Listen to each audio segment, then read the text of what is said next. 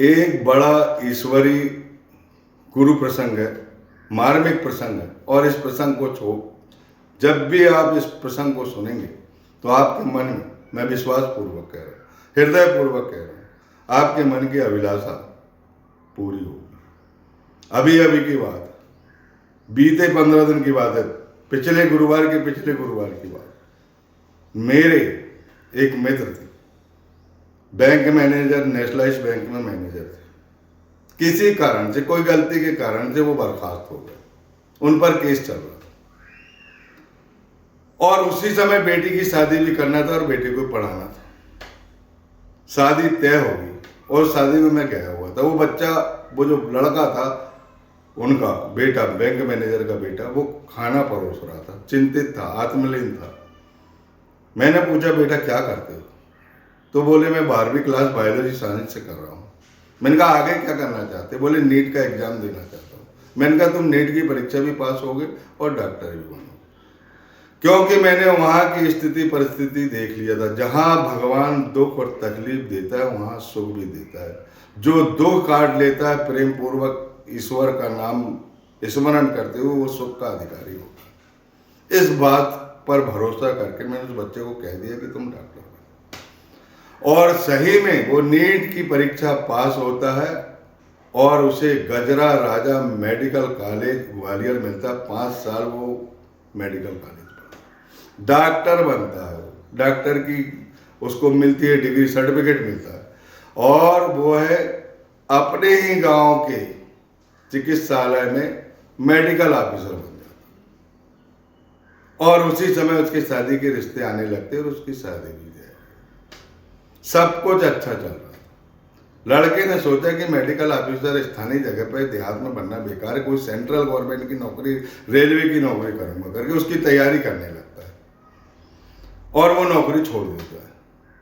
और उसी समय पिताजी की तबीयत खराब होती है। पिताजी को बड़े चिकित्सालय में दिखाया, पूरा परीक्षण, उनका ब्लड का पूरा परीक्षण, शरीर की पूरी जांच कराता है। जांच कराने के बाद तकलीफ का कारण समझ में आ जाता है। उन्हें पैंक्रियास कैंसर घोषित कर दिया। 3/4 मतलब 3 भाग जो है पैंक्रियास का खराब हो जाता है एक ट्यूमर के कारण। लंग्स का थोड़ा सा हिस्सा भी खराब है, इंटेस्टाइन भी खराब होते, तीनों को काटना पड़ेगा। लड़का बहुत चिंतित हो गया।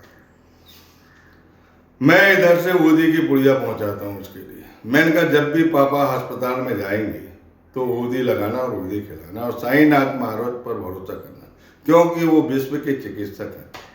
उनके हाथों में बहुत यश। विश्वास पूर्वक अगर उनसे आग्रह, निवेदन किया जाता, प्रार्थना की जाती, वो प्रार्थना अवश्य पूरी हो जाती। उन्होंने ऊदी की पुड़िया उनके माथे पे लगाई और भोपाल ले गए। भोपाल में एडमिशन कराया।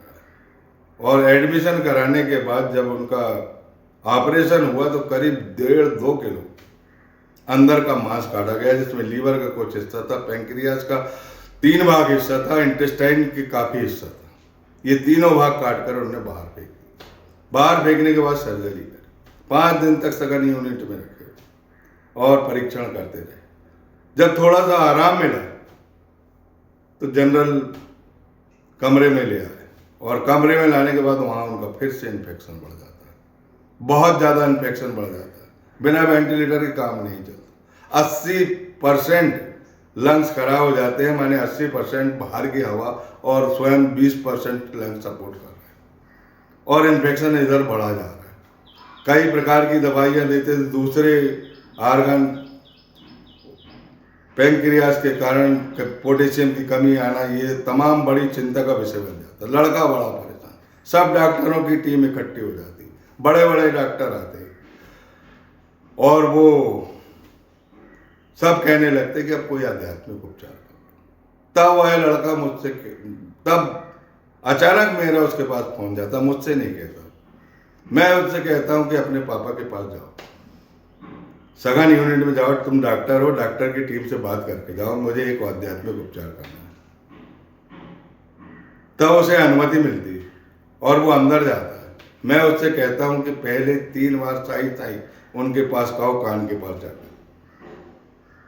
फिर 1 घंटे बाद 3 6 बार साईं साईं कहना, फिर 1 घंटे बाद 9 बार साईं साईं कहना, और तुम चले आना। बाकी मैं सब कुछ देख लूँगा, मैं बता दूंगा पूरा प्रसंग साईनाथ महाराज को, चिंता मत करो। हो सकता है वो विश्व के चिकित्सक है, स्थिति उत्पत्ति संहार करता है, कलयुग के प्राणाधार है। 3 का मतलब जो 3 बार साईं साईं उन्होंने बोला, मैं आपको बता रहा हूँ, उस बच्चे को मैंने अभी भी नहीं बताया। 3 बार साईं साईं बोलने का कारण है कि स्वयं ब्रह्मा विष्णु है, जो स्थिति उत्पत्ति संहार करता है, वो वह क्या नहीं कर सकता। विश्वास की जरूरत है, प्रेम की जरूरत है, अंतःकरण में अपने हृदय को गुरु हृदय बनाने की जरूरत है, और उनसे पूछने की जरूरत है, उनकी प्रार्थना करने की जरूरत है, उन पर विश्वास करने की जरूरत है। वो मैंने किया। उसके बाद 6 का मतलब यह है कि उनके अंदर जो षड्विकार है, जो उनके शत्रु, उनके कारण उनसे जो भी गलतियां हुई, वो सारी गलतियां माफ कर दी और उसकी दक्षिणा ले लीजिए, उनका जीवन वापस कर दी।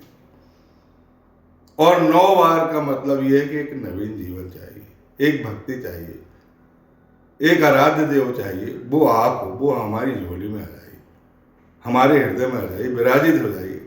हमेशा आपके प्रति हमारा प्रेम बना रहना चाहिए। मेरे पापा को वापस कर दो। मैंने इस तरह उसके पापा के लिए प्रार्थना। वो 3 दिन सघन यूनिट में फिर रहे और उनका जो लंग्स है वो धीरे धीरे प्रोग्रेस करने लगा। अभी 50% पे काम चल रहा है, अभी भी वो भर्ती है, और मैं साईनाथ महाराज से अभी भी विनती कर रहा हूँ कि वो बिल्कुल ठीक हो जाए, क्योंकि एक बार जब रिकवरी होती है तो फिर पूरी रिकवरी होती है, वह ठीक होकर आएंगे। और उम्मीद है उनके यहाँ से खबर भी आ गई कि पापा आप ठीक होने वाले। यही नहीं, एक और किस्सा आपको सुनाता हूँ, वो भी बहुत उत्तम किस्सा है। एक बेटी मथुरा की मुझसे फोन करती कि मेरे उधर में बहुत तकलीफ, बहुत मरोड़ हो रही, और मैंने दवाई गोली भी खा ली, डॉक्टर को भी दिखा रही, मेरा उधर ठीक नहीं, और मैं साईनाथ महाराज की भक्ति करती हूँ और उनके अलावा मेरा इस संसार में कोई भी नहीं। मैंने बोला बेटा कोई बात नहीं, आज एक बात कह दे, नाना साहब चांदोरकर की बेटी के लिए जब प्रसव पीड़ा हुई तो नाना साहब चांदोरकर ऊदी ढूंढने लगे तो ऊदी नहीं मिल रही। अंतर्ज्ञान से बाबा ने जान लिया, बापू गिर बुआ से ऊदी और आरती की पुस्तक चमत्कारिक ढंग से उन्होंने भेजा, वो लीला आपको मालूम, और आपने उसके लिए ऊदी पहुंचा दी। क्या तुम्हारी मैं बेटी नहीं? मैं भी तो मेहनत आई हूं, और मेरे पिता तुम ही हो। मेरे लिए ऊदी भेजो और मुझे ठीक करो। प्रेम पूर्वक उसने इस प्रार्थना को की, उसके आंसू बहते रहे और रोते रोते वो सो गई। सोने के बाद वो स्वप्न में देखती है। ये साईं सपने चैनल जो है ये इसी कारण बने, ये आपके सपनों को साकार करेंगे, क्योंकि साईं जो है या तो प्रत्यक्ष या सपने में जाकर उद्देश्य की पूर्ति करते हैं और आध्यात्मिक शिक्षा करते हैं, आध्यात्मिक उपचार भी करते हैं, सांसारिक जीवन भी देते हैं, भौतिक सुख भी देते हैं। जिसके मन में जैसी अभिलाषा उसी भाव में वो खड़े उतरते हैं। वो लड़की सोती है, उसके सपने में वो सीढ़ी पहुंच जाती है, उसकी गलियों में घूमती रहती। वहीं एक फकीर मिलता है और वो फकीर ऊदी की पुड़िया देते हुए कहता है कि ये ऊदी खा लो, इसमें तुम्हारी तकलीफ दूर हो जाएगी, तुम्हारा पेट का दर्द दूर हो जाएगा। और वो ऊदी की पुड़िया स्वयं वह बुजुर्ग खिलाता है और वो खाने के बाद उसकी नींद खुल जाती। कितना सुंदर सपना है। ये साईं सपने चैनल आपके सपने को साकार करेगा। आपके सपने में साईनाथ महाराज आएंगे। विश्वास करो, प्रेम करो, अपने हृदय को गुरु हृदय बना लो, स्थापित कर लो उनकी मूर्ति, उनकी चरण पादुका, उनसे पूछकर सारे काम करो, आपके सारे काम बनने लगे। किसी की जरूरत नहीं, कोई व्रत साधना तप किसी की जरूरत नहीं। प्रेम में ही ईश्वर है, दूसरा कोई ईश्वर नहीं है। आपकी मदद करेंगे। वो लड़की सुबह ठीक हो जाती, फोन आता है मुझ पर कि मेरे को ऐसा ऐसा सपना है और मैं आज ठीक हूँ। तभी मैंने सोच लिया था कि ये वीडियो जन कल्याण के लिए मैं प्रसारित करूँ। लोग स्वप्न की बातें जन कल्याण के लिए प्रसारित नहीं करते, कि कहते कि देवा तो सपना है, किसी को नहीं बताना, नहीं तो इसका लाभ घट जाएगा। कितने मूर्ख लोग हैं, किताबों पे चलने वाले, लकीर के फकीर। भगवान बुद्ध कौशिक ऋषि को स्वप्न में राम रक्षा स्तोत्र लिखाया गया, वो जन कल्याण के लिए है। क्या उतना भी आदमी को नहीं दिखाई देता? जो प्रेम पूर्वक अपने गुरु पर विश्वास करेगा और इन दो कथाओं को सुनेगा, उसकी अभिलाषा अविलंब पूर्ण होगी। बोले सच्चिदानंद सद्गुरु साईनाथ महाराज की जय।